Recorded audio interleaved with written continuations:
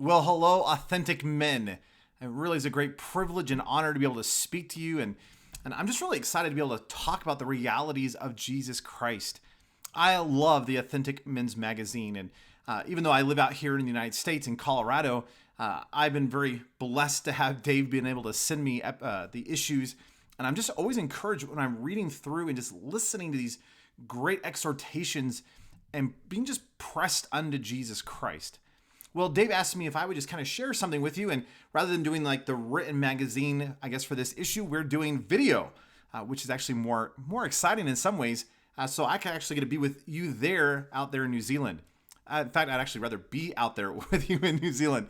But even though I'm from afar, I just know that I'm actually excited just to be able to be with you and just kind of exhort you unto Jesus Christ today. Well, if you have your Bibles, I'd love for you to turn to Hebrews 13. I just want to give you a meditation that's been greatly impactful in my personal life. I don't know what it's been like out there in New Zealand, but in the United States, this corona craziness is really, well, it is crazy. And it's interesting just to watch the lifestyles and the fear that is coming up in people and just how people are responding to what's going on. Now, Colorado, at least out here, is starting to open up and we have some more opportunities and we're able to get sort of back to normal, obviously with some restrictions.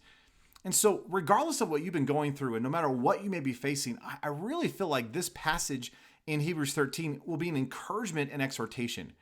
One of the things that I just consistently remind myself is no matter the circumstance, no matter the situation, no matter the financial difficulty or the family issues, we have to come back and remind ourselves as believers who our God is. In other words, one of the ways that we can live triumphant, one of the ways that we can actually smile in the face of difficulty, one of the ways that we can just live, in fact, as Christians, is we have to remind ourselves who we are and who our God is. Well, in Hebrews 13, the writer makes a phenomenal statement in Hebrews 13, verse 5. He's talking about this fact that your life should not be for the love of money. And it's talking about this idea of the physical and the fact that, don't get wrapped up in covetousness and the things that can easily pass away and that can easily consume us. But he goes on and he makes this statement, and I think is really pertinent to what we're all dealing with around the world. The writer of Hebrews says, "For God himself has said, I will never leave you nor forsake you. So we may boldly say, the Lord is my helper. I will not fear. What can man do to me?" Did you hear that? That is such great news. How is it that we can declare that I will not fear? Well, it's because we know that the Lord is our helper. Now, the writer says, for God himself has said something to us. It's interesting that there's this double emphasis in the passage. In other words, this isn't up for question. This isn't like, well, was it God? Maybe I heard a voice. That this is God himself is speaking to you. And what is he saying? Oh, get this. Verse 5 again. For he himself has said, I will never leave you nor forsake you. That's why we can boldly say, the Lord is my helper. I will not fear. What can man do to me? Can you say that in your life? No matter what you're going through, no matter the struggles, no matter the difficulties, no matter the financial pressure, no matter the family craziness, hey, no matter what is going on in your circumstance, can you boldly say, I will not fear, for the Lord is my helper. And I know that my God has boldly declared, I will never leave you nor forsake you. Do you know how encouraging that is in the middle of hardship? To know that God has promised that he will never leave us or forsake us. It's interesting when you look at those words in the Greek, in the original language that the Bible was written, the word there for leave and forsake are very similar. It has this idea of to take something in, to put it aside or to disregard something. But the main difference between the two words of leave and forsake is that leave is often used with intangible objects, where forsake is always personable. So let me explain that. I don't know if you've ever gone on a vacation or if you've gone on a trip, and inevitably, right, the big joke is, you finally get all the kids in the car and you start heading down the road, and about 30 minutes down the road, someone says, oh, I forgot my toothbrush. Now, they left their toothbrush. And you're just like, oh, is it worth going back a half an hour, to get the toothbrush or to get the pillow or to get the whatever, right? And then to have to drive the other 30 minutes back and we're losing all this time. And so you usually look at the kid and just say, you know what, we'll buy you another toothbrush. Let's forget the toothbrush. Let's just go on. Wouldn't it be interesting to realize that God says, I will never treat you like that? See, you're not just going to be like some object to me that I just kind of go, well, no big deal. Right? God says, hey, I will never do that to you. Oh, that's encouraging. He says, not only will I never leave you, he says, I will never forsake you. Now, that word there, forsake, is always used in terms of relationship. It's this idea of not just an intangible object, but hey, I'm never going to forsake you in terms of like relationship. When I was a little kid, my mom would take me and my brother shopping, and we hated shopping with mom because, she would want to look at everything on the aisles. And so we would go to these little, Kmart kind of stores or Walmart. And we would go to these stores and inevitably I would get in one of those racks. They had like the clothes racks that I was in, kind of in a circle. And I would jump in and kind of make it my fort and have fun and scare people and, just have a lot of fun. Well, I remember this one time I came out of the clothes and I looked around and I could not find my mother. I mean, she was nowhere to be found. And I'm running around going, I've been left. She has forsaken me. She has left me at the store. See, that's this word. Now, by the way, she didn't leave me. She was just kind of hiding behind the corner, just making sure that I knew that, or making sure that she knew that I loved her, and that I would actually look for her. But do you realize God will never treat you like that? See, God is never going to treat you like an intangible object that is like, well, I can replace you. You're just like a pillow or a toothbrush. See, God says, I will never treat you like that. Nor will I ever treat you in relationship where I just leave you behind or I forsake you. See, it does not matter the situation, the circumstance, or whatever it is that you're going through. God will not leave you or forsake you. That is why we can boldly say, the Lord is my helper. Whom shall I fear? What could man do to me if God is always at my side? Now, what is really amazing, and it's really hard to see it in the English, because in the English, there's no way to translate this properly, and so no translation does this well.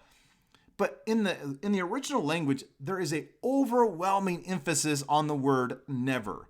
In fact, the word there, never, shows up 5 times in the passage. So let me just read it to you as it would be in the original language. The writer of Hebrews says, for God has said. So, hey, God is speaking to you. He's hitting you over the head with a 2x4. I mean, he's glaring at you in the face saying, hey, you've got to get a hold of this. Well, what is God telling you? God is telling you, I will never, never leave you, nor never forsake you. And 5 times in that passage, that word never shows up. I will never leave you, nor never forsake you. I was speaking on this passage some time ago, and I had a friend of mine who's actually a Greek scholar, and I just wanted to make sure that it was correct. And I looked down at him. I says, Wayne, is that correct? Is it 5 times? And he was looking at the passage, and he goes, no, that's actually wrong. And of course, as a communicator, I was like, oh no, I've been telling people there's 5. This shows up 5 times. He says there's actually 2 more in the grammar that is not even it's not even here, that most people would miss. 7 times in the passage, God is saying, I will never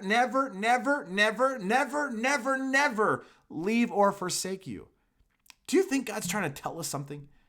Don't you think in the middle of your situation, in the middle of your scenario, in the middle of your chaos, in the middle of your finances, in the middle of your business, in the middle of your quarantine, in the middle of your whatever it is that you're dealing with right this very moment, do you realize that God is looking you in the face saying, wow, would you realize that I will never leave you? In fact, it's not that I'll just never leave you. I will never leave or forsake you. Do you know why we can boldly declare, I shall not fear? I mean, the Lord is my helper. What can man do to me? We can boldly proclaim it because we know who our God is.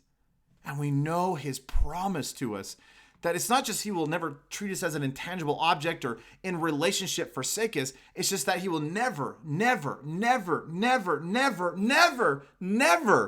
do that.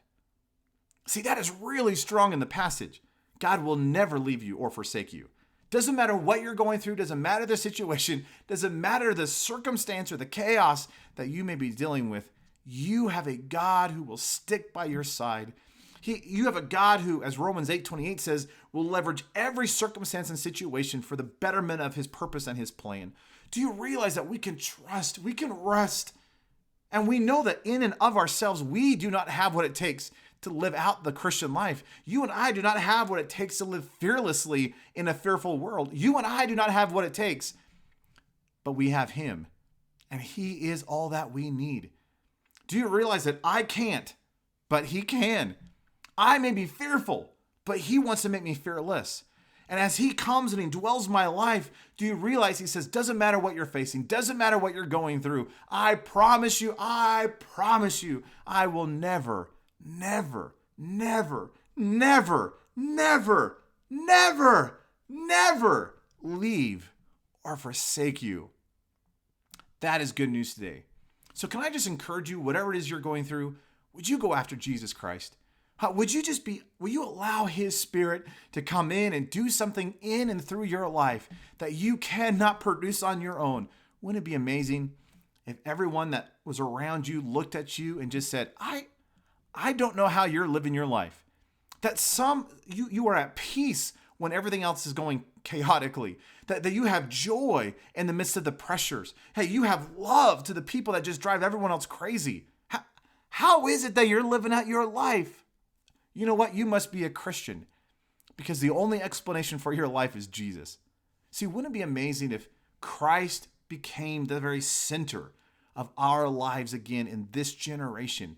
Wouldn't it be amazing in all the stuff that you're facing, Jesus Christ was declared as king because the only way that people around you could describe your life is by him. See, it is Jesus and Jesus alone who is our source of salvation and hope. And I just want to encourage you from the other side of the globe. I want you to know that I'm praying for you. I want you to know that I'm exhorting you unto Jesus Christ. I want Jesus Christ to be the fullness and everything that you need. Because as 2 Peter 1:3 tells us, Jesus is all that we need for life and for godliness. And I don't know about you, but I cannot think of a single thing that I need outside of life and godliness. Jesus is all that you need. And that same Jesus is looking at you square in the face saying, look, I will never leave you or forsake you. So you can boldly say, wow, I do not have to fear no matter the situation because the Lord is my helper. What could man do to me? Well, just know that I am cheering you on unto Jesus Christ and I'm praying for you and know that he is to be the very center of your being. God bless you.